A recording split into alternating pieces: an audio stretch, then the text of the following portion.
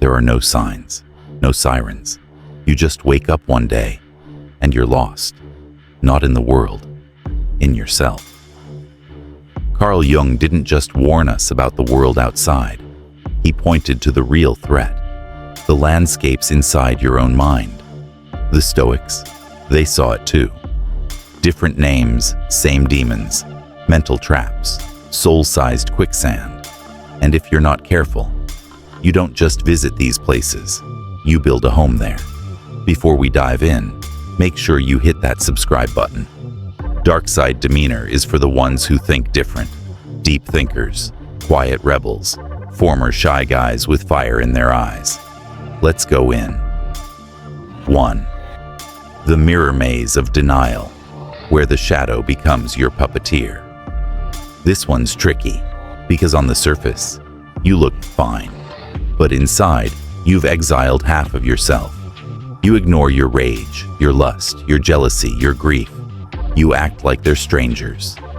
Jung called this the shadow. Stoics called it passions unruled by reason. Same thing. You reject what you don't want to see, and then it runs your life from the dark. You smile through gritted teeth. You snap at people for no reason. You chase love that burns you over and over. Why? Because the parts of you that you deny become your master. Marcus Aurelius would have said, if you are distressed by anything external, the pain is not due to the thing itself, but to your estimate of it. But here's the twist. If your estimate is shaped by an unconscious wound, your life becomes fate, disguised as free will. You don't heal what you don't face. You don't grow what you don't own. You want power? Start by sitting in the basement of your own soul and having an honest damn conversation with your monsters. Then, they stop being monsters. 2. The swamp of resentment, where pain becomes poison. Ever sat in pain so long that it starts tasting like pride? Look what they did to me. That ex will regret it. People never change. Congratulations, you've entered the swamp. Resentment feels justified. Stoics warned us about it constantly. Epictetus. It's not things that upset us, it's our judgment about them. And resentment? That's judgment. Gone moldy.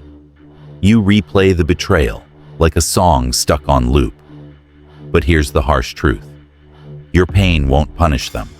It only punishes you. You become the bitterness. You become the cruelty you once feared. And worse, you stay stuck. Your past becomes your personality. Forgiveness isn't weakness, it's rebellion. You steal back your energy from the hands of your enemy. You grow, you get sharper, you evolve. You turn emotional lead into spiritual gold. That's Jung, that's Stoic, that's truth. The persona theater, where you vanish, behind a mask. You dress nice, you say the right things. Everyone thinks you've got it together. But inside, you're gone. This is the mask, what Jung called the persona. The role you play to be accepted. You're performing. And one day, you forget it's a performance. You smile when you want to scream. You agree when your soul's throwing fists.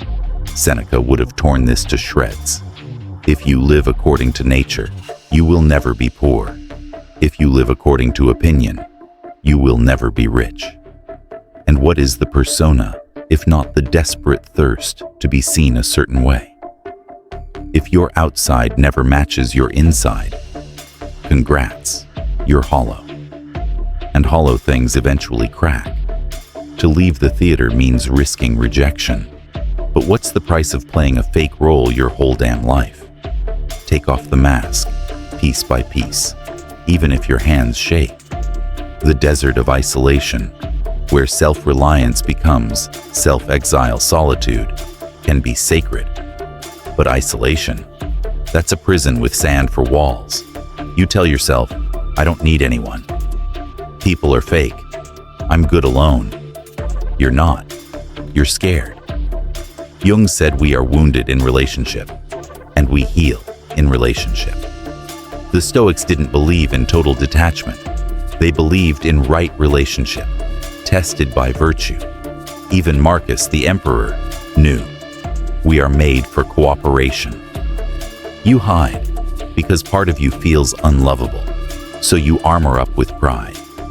But underneath, you're still that little boy wondering if anyone would stay if they saw the real you. Let someone in, even if it's just one. Not because you need saving, but because connection reflects back your own damn worth. The labyrinth of overthinking, where logic becomes a cage. This one got me for years. Overthinking felt smart. Predict everything, control everything, use logic to heal heartbreak, use reason to solve the unspoken. Yeah. Number. The Stoics were logical, but not obsessive. They knew reason isn't for replaying the past or controlling the future. It's for navigating now. Jung said it differently. The soul speaks in symbols, not spreadsheets. You want clarity? Stop spinning. Silence is louder than thought. Instinct is older than logic. Sometimes the wisest move is to shut your brain up and feel. 6. The graveyard of the past, where the present gets buried alive. You keep kneeling at old tombstones, replaying what could have been, the one that got away, the thing you never said, the version of you that got crushed before he bloomed. The past is seductive, but you can't live there. Seneca said, "He suffers more than necessary, who suffers before it is necessary." And Jung warned, if you live through memory, you forfeit meaning. You become a ghost, haunting your own life. Mourn it, bless it, burn it, then turn around. Because the present, that's where power lives. Not someday, not after you feel ready. Now the dungeon of shame, where the soul becomes a prisoner. This one's quiet, deadliest of them all. You move through life like you're fine, but deep inside, there's a whisper. I'm broken. I'm too much. I'm not enough. Shame doesn't shout. It hums, and you start believing you have to earn love, prove worth, hide flaws. But Jung said, the soul doesn't need perfection. It needs integration. The Stoics knew, even the best of us fall. What matters is not the fall, but whether you get back up with dignity intact. You are not your worst moment. You are not your parents' voice. You are not that one mistake. Look in the mirror, not to find flaws, to offer compassion. Radical self-acceptance is not soft. It's warrior work. Hold up.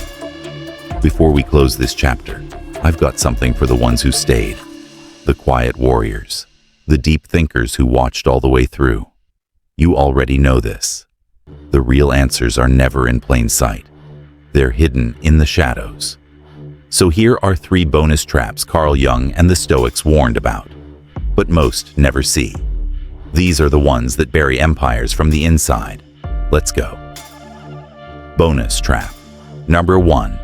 The addiction to potential, where dreams become delusions. You have vision. You see what could be.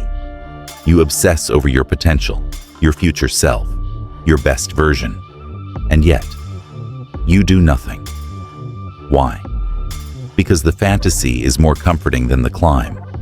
Jung would say, you're identified with the archetype of the hero, but stuck in the womb of the unconscious. And the Stoics, they'd laugh. What is your art? Epictetus would ask, if it is not in your actions. Potential is a trap when it replaces effort. Your dream version of yourself becomes your excuse not to move.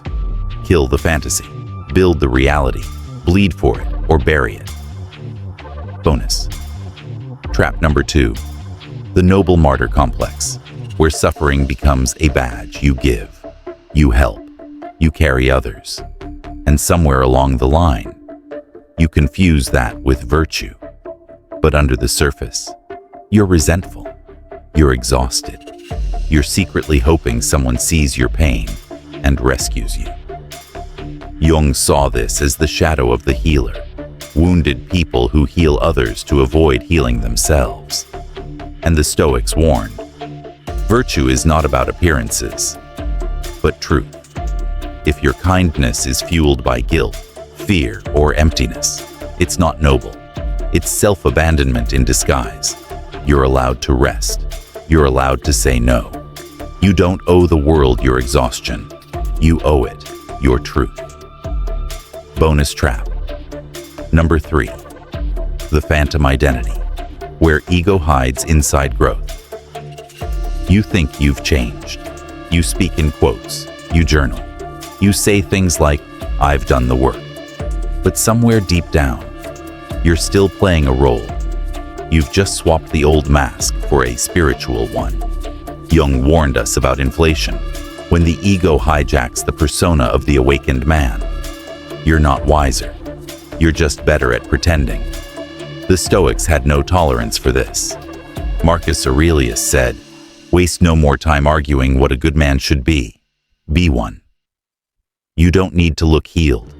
You need to be honest. Don't become addicted to self-improvement. Become devoted to self-truth. So, are you still living in one of these places? The mirror maze, the swamp, the mask, the desert, the labyrinth, the graveyard, the dungeon? They'll seduce you. They'll whisper comfort. They'll feel safe. But they will shrink your soul. And the truth is, no one's coming to save you. You either walk out or you rot in place. Your courage is the key. Your honesty is the torch. Your rebellion is the exit. This is Darkside Demeanor, where deep minds go to wake up. If this hit different, subscribe now.